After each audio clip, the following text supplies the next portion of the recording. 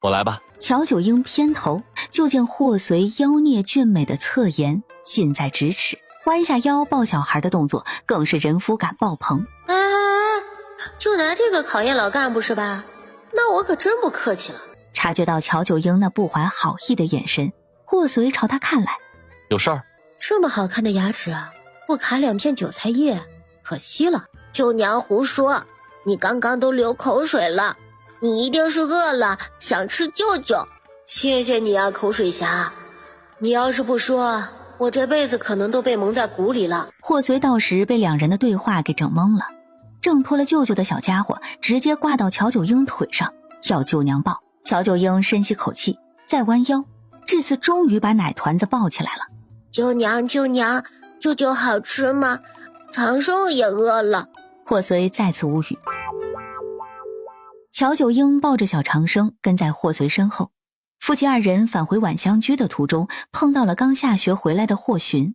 二爷，大哥大嫂，这位是外甥长生，大姐的儿子，你这是怎么了？后面小跑跟上来的齿墨见自家二爷在跟大爷说话，顿时露出一副霍随要把他家二爷染黑了的慌张表情，急忙插话。大爷大奶奶，实在对不住，我们二爷急着去见夫人，就先行告辞了。都没等霍寻和刚见面的外甥打个招呼，齿墨就催促着他前往正院。霍寻抿了抿唇，不得已只能冲霍随夫妻点了点头，然后在齿墨的夺命催下，脚步匆匆赶往正院。乔九英望着霍寻远去的背影若有所思，霍随见他呆呆盯着霍寻离开的方向，心底莫名有些燥。他故意走到霍寻先前所站的位置，挡了乔九英的视线，手上自然而然地去抓小长生的小脑袋。乔九英一个潘周单甩头，从霍随的左腰侧探出脑袋。没记错的话，今日国子监是所有班级一起考的试吧？霍随一个走位，二次挡住他的视线，口中嗯了声。乔九英再一个潘周单甩头，从霍随的右腰侧探出脑袋。考试时间也大差不差。霍随再一个走位，三次挡住他的视线，口中嗯了声。那为何大爷早早就回来了，二爷耽搁到现在？不清楚，没准儿他也饿了，在后面吃的舅舅。老铁，你别太荒谬。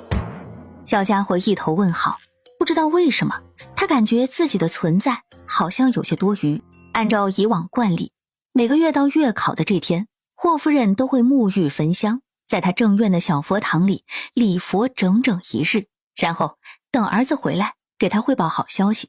二爷还没回府，门上说二爷已经到前院了，应该很快就能过来。院里都在点灯了，雪儿以前从来没有过这么晚回来的时候。不多会儿，果然见到霍寻和他身后的书童齿墨。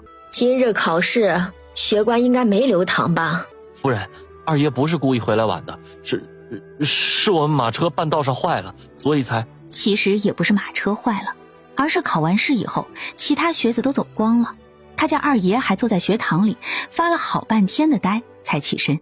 雪儿考了1天的试，应该累了，快去吃饭吧，吃完饭好好休息。母亲，我先休息，一切等成绩出来再说。霍夫人其实对于霍玄晚回府是有些不满的，可一想到今天月考，等明日成绩出来，霍随那个草包废物就会把他儿子衬托得越发完美，霍夫人的心情瞬间就开朗了。为了印证自己没有生气，也并非是在赌气，霍玄吃完饭后没多久，霍夫人就让人送去了安神汤。下人一直盯着霍玄喝了安神汤，又等他入睡才回去复命。这安神汤，霍夫人还亲自送了一盏去外院书房给霍老爷。霍老爷难得见霍夫人的心情如此愉悦。我看夫人心情不错，可是有什么喜事？哪里，我是见老爷开心，心情才跟着好起来的。大姑奶奶回来，老爷可觉得惊喜啊。你一早就知道他会回来？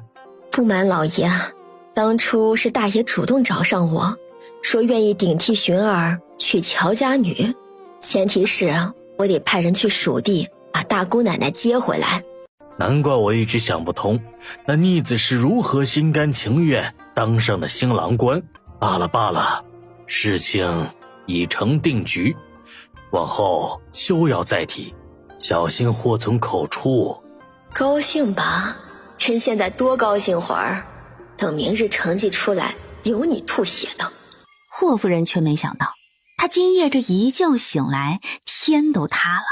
国子监的月考成绩，隔天一大早会有专门的学官贴到广场上。迟默和从前一样，把二爷送到学堂以后，先去广场看成绩，然后回府给夫人报好消息。霍夫人也照惯例，让等着汇报后宅事务的管事们在厅外等着。他要先听完儿子的好成绩，才能专心处理事务。寻儿这次还是老样子吧？迟默跑得满头汗，听到霍夫人如此问，他的眼神一时有些闪躲，似乎不知该如何开口。霍夫人敏锐察觉到了他的不对劲，目光一厉，迟默被这眼神吓得一哆嗦，手脚发软。夫人，二爷他这次没考好。没考好是怎么个意思？兴许是这次考的题有点难，二爷没拿到甲等，拿了个乙等。整个率性堂的学生有多少拿了甲等的？5个。所以考题很难，难道别人都能拿甲等，你家二爷只能考个乙？夫人，二爷已经很努力了，为了这次月考，他已经熬了几个大夜，本就没有休息好。二爷没考好，你这个书童的责任占大头。来人，先打他10个板子，长长记性。夫人饶命！寻儿这些日子在家有多用功，我自然是看在眼里的。多半是你在普陀寺的那3日没尽职尽责，让他散了心思，才会导致此次考试失利。本夫人不罚你，罚谁？普陀寺不是你让二爷去的吗？而且当时让二爷散了心思的，难道不是打在清宁郡主脸上的那一巴掌？跟我有何关系？霍夫人当然清楚，儿子考试失利多半跟普陀寺他动手打了清宁郡主那件事造成的影响脱不了干系，但他一向强势惯了，不允许这种低级错误在自己身上发生，所以即便是他的错，他也不会承认。这种时候就需要有人出来背锅。作为昔日好友的知墨闻讯带了药来探望他，知墨趴在床榻上动弹不得。你怎么回来了？自然是回来给我们大奶奶报喜啊。报喜？怎么着？大爷上课睡觉没让学官抓到，所以大喜？也没什么，我们大爷就是考了个甲等而已，这对你们二爷来说不是有手就行。迟墨听到这话笑了。甲等那哪够啊？你家大爷不得考个国子监魁首，士林大儒给他让道，他一声咳嗽，满朝文武都得冷汗直冒。别说区区一个初级班的甲等成绩了，你就说他是文曲星下凡，横扫大剑我都信。兄弟，你冷静一点。我现在很冷静。那你们大爷考了甲等，怎么府上一点动静都没有？不会是假消息吧？知墨没吭声，只是默默从袖中掏出自己抄来的榜单，又默默递到迟墨跟前。哟，还抄榜了？迟墨接过榜单，瞟了一眼，霍随的名字赫然出现在广业堂首位，甲等无疑。迟墨脸上的假笑僵硬了几分。好的挺好，但是没啥用。实话，那广业堂什么地方？差生聚集地，一帮不学无术的学生聚在一起，考了甲等也是矮子堆里拔高个，没啥值得炫耀的。大爷要是能在我们二爷的率性堂考甲等，我倒立吃屎。我们大爷穷，请不要以这种方式跟他骗吃骗喝。看着迟墨360度原地破大防的模样，知墨心里暗爽。唉，我有时候挺羡慕你的。羡慕我什么？借用我们大奶奶的一句话，一个人若是同时没脑子和脸皮，跟无忧无虑有什么区别？迟墨无语，得知霍随考试成绩的霍夫人破防破的和迟墨如出一辙。广业堂只是初级班，里头都是些初入学或者成绩太差升不了学的学生，大爷在这些人里面拿个魁首也不是多光荣的事儿，夫人不必放在心上。怎么可能不放在心上？旁人不知，霍夫人却是最清楚的。霍随进国子监只有2种结果，要么一事无成，代表着天父彻底被掐死，今后对霍寻再无威胁；要么一鸣惊人，代表着天父觉醒，今后不得不防。大哥真厉害，我就知道他一出手肯定没有办不到的事。你二哥拿了那么多次甲等，怎的没听你夸他一句？我倒是想，可二哥忙得吃饭都像打仗一样，哪有时间听我夸他呀？行了，你闭嘴吧。相比较正月那边的花式破防，乔九英就冷静得多。小姐，姑爷考得这么好，您就没有一点的想法吗？当然有了。小姐有何想法都可以说出来，我们几人啊帮您分析分析。我的想法就是听了你们刚才的分析，我决定再分析分析。温嬷嬷无言。这么说，我还嫁了个宝藏夫君。赤墨挨了板子，没去国子监接霍寻下学。霍寻这天晚上是和霍随一块儿回来的。大哥，恭喜啊！侥幸而已，没什么可恭喜的。倒是你，还不如趁早想想回去如何交代。霍寻闻言垂下眸子，眸光也晦暗了几分。果然才刚到府上，霍寻正要回自己的院子放书，身后就传来一声严厉的呵斥：站住！母亲，你这次月考的成绩怎么回事？是我没发挥好，请母亲责罚。霍寻同往常一样，一撩袍摆就跪了下去。霍夫人满心愤懑：是受了普陀寺之行的影响？没有，我只是一时失误。还是说你的心思早在普陀寺的时候就飞到青宁郡主身上去了？母亲，学业繁重，我从未有过儿女情长的心思。那你就是在怨我对你管控太过，才故意没考好的。霍寻不知道怎么反驳。从记事起，他的每一天都被安排得明明白白。可昨日在考场上，他看着考卷上那些密密麻麻的字，大脑忽然有一瞬间的空白，什么都想不起来。这个状态让霍寻更为慌乱，脸色都变了。监考官还贴心地问他是否身子不适，需不需要休息。霍寻哪敢休息，礼貌谢过监考官之后说不用，然后迅速拿起笔。然而他却迟迟写不出东西来。霍寻心乱如麻，可偏偏这个时候，周围同窗们在答卷上书写的刷刷声宛如魔音一般钻入了耳朵。霍寻越急越乱，越乱越写不出来，最终导致他情绪崩溃。我知道你很辛苦，可这么多年为了让你变得更优秀，我劳心劳力寝食难安，难道我就不苦吗？你到底还要我做到什么份上才能满意，才能听话上进？霍夫人说着，一巴掌狠狠扇在自己脸上。霍寻感觉全身发冷。事实上，类似的情况已经不止一次两次了。10多年来，只要他没有达到他娘的预期，他娘便有的是办法自虐，并以此来逼迫他。他娘刚刚问他还要做到什么份上他才能满意，才能听话上进。霍寻自己也不明白，他究竟还要做到什么份上才算听话，才算努力上进。圣人都有犯错的时候，他却不能累，不能病，不能失误。每一次的表现都必须保证最好的状态，保证拿到最好的成绩。他的人生好像除了成绩就再也没有别的。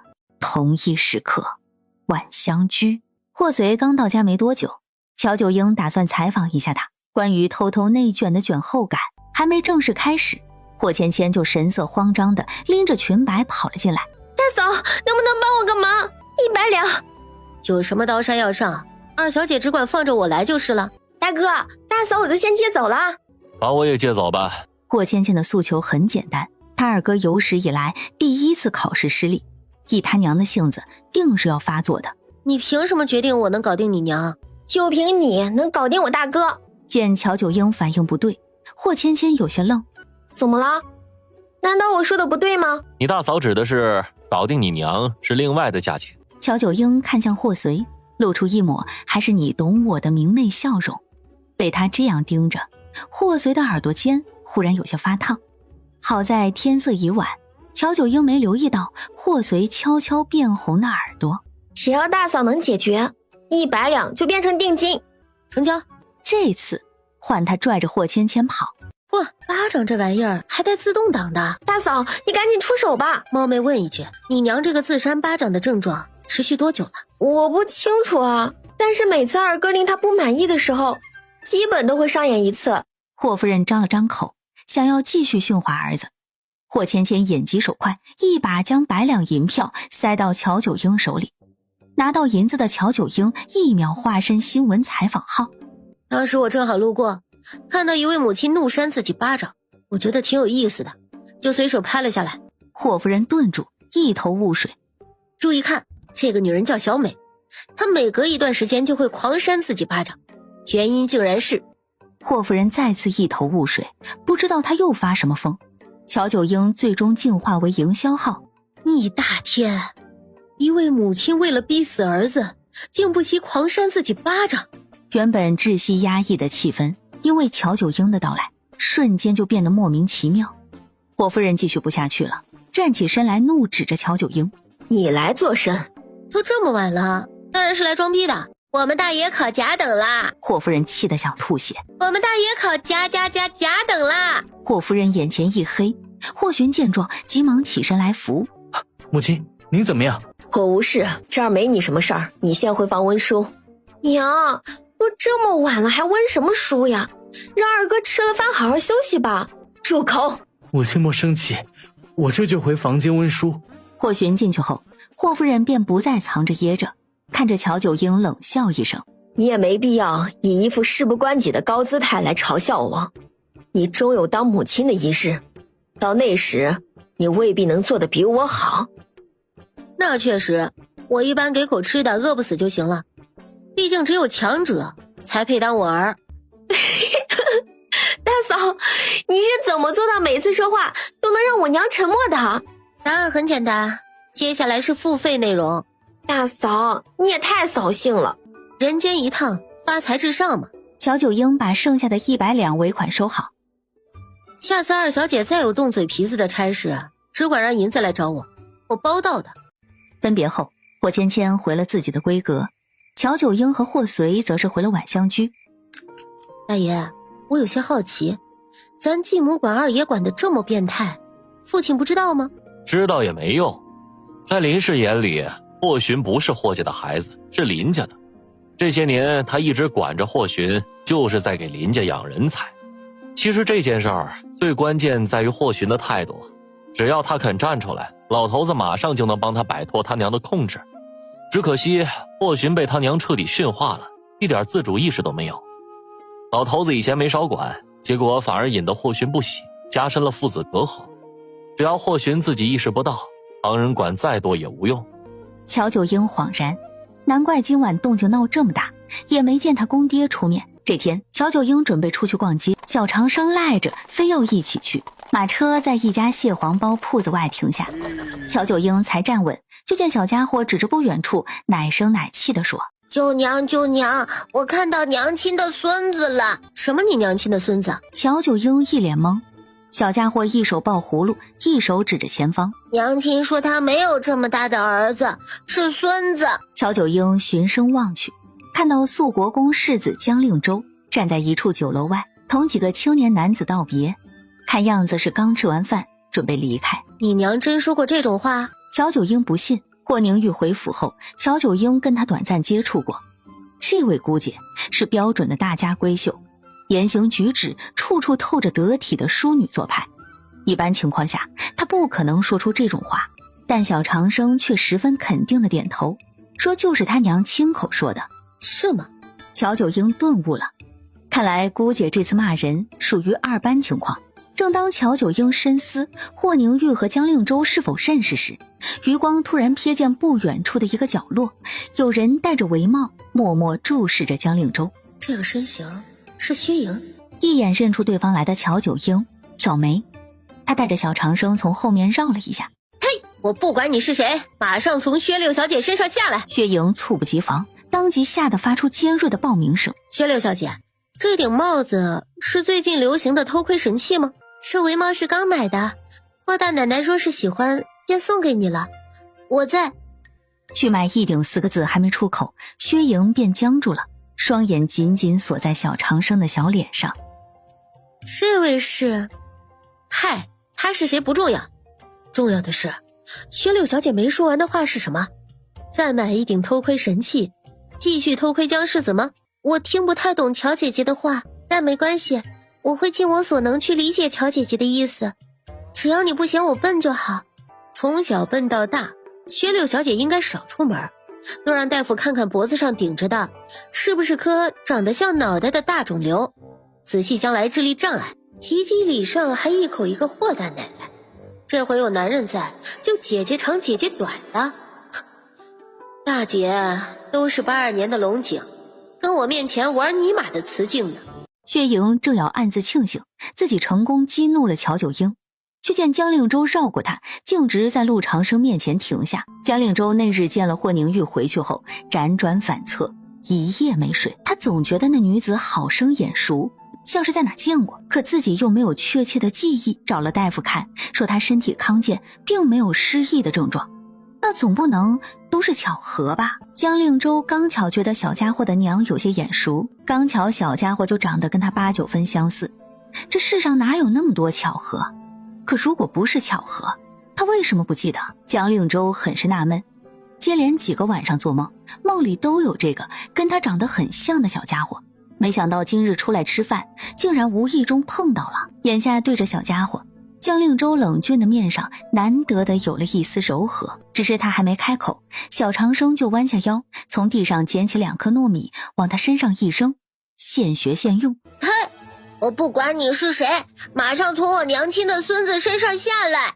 小弟弟，不能骂人啊，这位可是肃国公世子。滚出去！薛莹面上委屈受伤，心底却早已恶念丛生，想虐童的念头达到了巅峰。江令洲看了看自己，又看了看被小家伙警惕盯着的薛莹，语气稍显冷淡。我对脂粉过敏，要不薛小姐先拱一拱。薛莹露出一副难以置信的表情，在确认了所有人都不欢迎他之后，落寞转身，嘴角却是扬起了一抹难以下压的兴奋弧度。你也拱！我来说句公道话吧，我外甥说的对。江令洲沉默了，这么明目张胆的偏爱，你那是公道话吗？2次都没能和小家伙正常交流上，江令洲不得不作罢，转身离开。江令洲走后，乔九英问小长生：你为什么讨厌江世子？我不讨厌他。那你还让他滚？我讨厌娘亲讨厌的人。我讨厌娘亲讨厌的人。原来是霍宁玉讨厌江令洲。晚上，乔九英跟霍随提起了此事，霍随一口否认。我见过江世子，外甥的确长得跟他有些像，但他们之间应该只是单纯的巧合，不可能有关系。是吗？那你们为何没见过姑爷？霍随答不上来，他们家确实是到现在都没人见过那位姑爷长什么样。关于陆家，他们所知道的一切信息都是从霍宁玉口中得来的，哪怕他去问霍夫人派往蜀地接霍宁玉的人，也问不出什么来。因为霍宁玉在丧夫公婆离世后，带着儿子搬离了原来住的地方。再次嗅到瓜味的乔九英大半夜还没睡。郭嬷嬷提醒他：小姐，大夫说了，过了子时还不睡，容易内里失调。霍正廷挑了个休沐的日子，要带2个儿子去赛马。我看寻儿过来请示了半天都没出门，怎么是沟通上有问题？我先前听他咳嗽了几声，想来夜里受了寒，还是不要出门了吧。受寒多就是太久没骑马，身子骨太虚导致的。老爷，寻儿她不善骑马。那更应该多骑马了。我今日心情烦闷，想让寻儿在跟前说说话。你也跟着一起去骑马。霍正廷这套胡搅蛮缠的打法，是从大儿媳乔九英那儿学来的心得。他以前一直很纳闷，自己堂堂2品大员，管得了下属，治得住奸佞，却唯独教不好2个性格迥异的儿子。可自从大儿媳过门后，霍正廷悟了，他管不好，不是因为没能力，而是因为太要脸。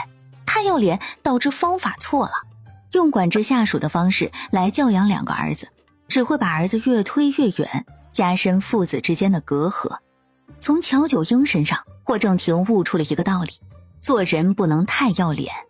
他若是不要脸，要脸的人就拿他没办法，当下不就见效了？看着霍夫人憋得脸色涨红，又反驳不出来的样子，霍正廷满意的捋了捋山羊须，最终成功带走了霍寻。父子三人骑马出城，由于基因摆在那儿，从老到小，三人的容貌皆是不俗，各有风姿，引得路人频频回头。城中有明文规定，禁止私人马匹闹市疾驰，因此一直到了城门外，霍正廷才准备宣布比赛规则。霍随轻嗤一声，用手抠着坐下的金马鞍，显然对于这种无聊的比赛毫无兴趣，兴趣都在金马鞍上。霍寻则是心事重重，有些担心荒废了一日完不成任务，母亲会生气。霍正廷分别瞅了二人一眼，浓眉微挑。我们今日要比的是修马蹄。霍随和霍寻兄弟二人闻言，纷纷露出了呆滞的表情，以一种难以言说的目光看向霍正廷。霍正廷对他俩的反应十分满意，眉毛扬得更高了。霍随满脸复杂。老头，你没开玩笑吧？修马蹄跟赛马有何关系？你就说有没有马，是不是比赛吧？父亲，修马蹄是修蹄匠的专长，我和大哥从未接触过，一窍不通，只怕是难以做好。那倒无妨，我专门找了2个修蹄师傅，手把手教学，不怕你们不会。彩头呢？你若赢了，那副金马鞍便是你的。那他呢？老二，你想要什么？霍寻内心诧异，从小到大，他经历过的无数次考试都是一场又一场的比赛，他必须拿第一的原因是为了不让母亲生气。这还是第一次，不管比赛赢不赢，都没有母亲的情绪掺和，甚至于他赢了还可以得到想要的东西。那他想要什么呢？霍寻想着想着，突然惊觉自己连想要什么都不知道。他这些年投入了所有精力的努力，似乎都只为了一个目的，不让母亲生气。关于林家的野心和抱负，他没有任何想法，脑子里甚至是麻木的。因为听他娘在他耳边说了太多太多次了。霍正廷见霍寻半天都没想出来，也没逼迫他。你慢慢想，不着急。今日要真赢了，等你哪天想好，再来找为父要彩头便是。霍正廷带着霍随兄弟去了京郊的一处马棚。霍随和霍寻先进去，换了身衣裳，霍正廷就站在旁边，不动声色地看了霍寻一眼。霍随留意到这一幕，刻意放缓了手上动作。最终以霍寻成功修剪剩下的3只马蹄，赢下彩头，而结束了这场所谓的赛马。霍随净了手，换完衣服出来，淡淡道了声恭喜，转头就把金马鞍给顺走了。霍夫人心神不宁地在家等了一天，傍晚时分才见他们父子3人归来。霍随抱着金马鞍径直回了晚香居，霍寻则是第一时间去往正院见霍夫人。霍夫人问他今日出城都做了什么，霍寻如实相告，说父亲带他们去城郊比赛修马蹄。霍夫人惊得差点破音。修马蹄？你堂堂尚书府公子，怎能做如此粗鄙的下人活？他甚至怀疑是不是霍随故意提出来的修马蹄，目的就是为了看他从来养尊处优的儿子出丑。你刚刚说是比赛，那你最终赢了吗？赢了。听到这2个字，霍夫人的脸上才慢慢有了笑意。我就知道我儿不会让我失望。对了，你父亲给你什么彩头？还没想好，那还用想吗？当然是要圣上之前赐下来的那套文房四宝。那东西你爹不用，霍随又用不着，还是跟我的寻儿最配。你就别浪费时间跑一趟了，先回房吧。那套文房四宝我亲自去找你爹要。霍夫人去往外院找霍老爷，说了要文房四宝的事。霍正廷蹲在地上，手里拿着水瓢在浇花，闻言头也没回。是老二自己说要的？那是自然，寻儿最是喜欢这些东西了。那让他自己来取吧。我取不也一样吗？那你明天也去修个马蹄。被对了一通的霍夫人只能空手而归，然后让红叶去雪竹居告知霍寻，去找他爹拿彩头。1刻钟后，霍寻出现在霍正廷的外书房院内。父亲，我来拿东西。什么东西？文房四宝。你来是为你娘拿，还是为你自己拿？你真的喜欢那套文房四宝？霍正廷说话间，一步步走到霍寻跟前。霍寻抿唇，不管多贵重的文房四宝，于他而言都只是为了完成任务，止住母亲怒气的工具罢了。反而因为贵重，他还得越发的小心翼翼，分出精力去呵护，生怕磕着碰着，简直宛如铁链枷锁，他怎会喜欢？看着儿子犹豫，霍正廷便知白日的放松起了效果。他趁热打铁，伸手拍拍儿子的肩膀。在国子监比赛拿成绩是为了将来出人头地，但咱们父子私底下的比赛拿成绩，可以只单纯是为了自己高兴。是单纯为了自己高兴吗？糖人，父亲，我想要自己吹个糖人，你想在家吹，还是出去街市上吹？去外面，可以吗？当然可以，这是你自己迎来的机会，你高兴如何便如何。你母亲那儿我会出面干涉的。多谢父亲。换作以往，擅自做决定在霍寻这儿是绝对不被允许的事，有关于他事无巨细都必须要先上报母亲，请示母亲才行。可今日大概是修马蹄太过放松，再加上父亲的鼓励，导致他心里冒出的那一点小火苗越烧越旺。他不想要文房四宝，他只想遵从本心，要个童年没有的唐人。霍随出去一趟，顺了个金马鞍回来，乔九英稀罕的不得了，他先用手抠了抠，又习惯性的上嘴咬，确保是真金后更稀罕了。我白天做过。是吗？那我给你道个歉吧。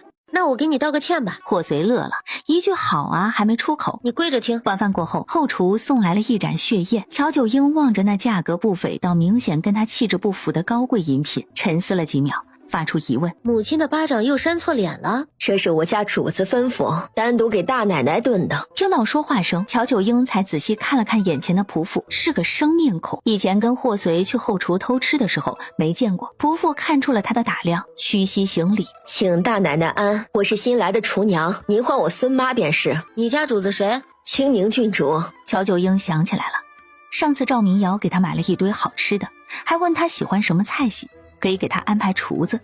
那时乔九英就看出赵明瑶想通过他往霍家安插眼线，最终目的是霍寻。他还以为最近没什么交集，此事早就不了了之了，没想到这姐们儿动作如此迅速，都背着他打入了内部。难怪这几日后厨送来的饭菜可口了不少，原来是专属厨子炒在了他心巴上。大晋的国子监学生每月可以休4日，距离霍寻的下一个休沐日并没有多久。再次休沐这天，他特地起了个大早，换了套颜色清淡的月牙白长袍，本就清隽的容颜配上这一身，越发丰神挺秀。大抵是今日要去做喜欢做想做的事。然而正要出门，迎面就见他娘带着人朝这边走来。霍寻条件反射的全身僵滞，仿佛迎面来的不是他娘，而是压得他喘不过气的千斤巨石。待霍夫人走近，霍寻垂眸见礼：母亲，我今日有事要外出，你好好在家温书，下次月考可不许再出现失误了。儿子知道，母亲一路保重。有生之年头一次撒谎，霍寻不敢正视霍夫人的眼睛，全程低着头。敏锐的霍夫人察觉到了一丝不对劲，只是还不等他深想，红叶就来催促了。今日成王妃，也就是青宁郡主的母亲设宴，邀请了霍家，对方身份尊贵，霍夫人不敢怠慢，于是简单叮嘱了霍寻几句，便匆匆带着人离开了。霍夫人一走，霍寻如释重负的长长舒了一口气。他没有带书童纸墨，更没带小厮仆从，而是一个人出的门。长这么大，第一次没有坐自家的马车，而是从车行雇了一辆，载着他去往热闹繁华的西市。在他身后不远处，为了不暴露身份，霍随和乔九英也没坐自家马车，雇了车跟着他。我知道修马蹄解压，但也没人告诉我这么解压呀。竟然能让一个被精神控制到完全失去自我的人找回一点自主意识。修马蹄真是个好东西，好看，爱看，下次他要到现场去看。霍寻目标明确，特地挑了一个人少不用排队的唐人摊子。小贩见他穿着华贵，气度不凡，猜到是大户人家的公子哥，神情越发恭敬。爷，给家里孩子吹糖人呢。霍寻微愣，随即点了点头。外边摆放着的花样，您挑一个，待会儿您吹我捏。霍寻挑了一只吉祥鸟，他付了钱，正准备拿着糖人离开，却不料先前吹糖人的那一幕让人给撞见了。哎呦，这不是霍二公子吗？今日无事街边吹糖人。哎呦，霍二公子好雅兴啊，这么会吹，要不帮我也吹两个？霍寻常年被他母亲管控压迫，性格本就敏感，吹糖人这事儿还被熟人撞见了，一股无形的压力重重落在他身上。你自己都是偷跑出来的，还给外甥吹糖人，哼，强行就此生效是吧？啊！他的笑声越发嚣张，被压了多年的叛逆之心在这一刻达到巅峰，犹如一头发怒的凶兽，磨着锋利的獠牙，即将用最残忍的姿势咬死对面主动挑衅的猎物。公子别笑了，霍二不对劲。薛定谔这才留意到，在国子监乃至整个京都风评都极佳的霍家二公子霍寻身上再无半点温润，取而代之的是满目杀意。薛定谔从未见过那么可怕的眼神，吓得后退半步。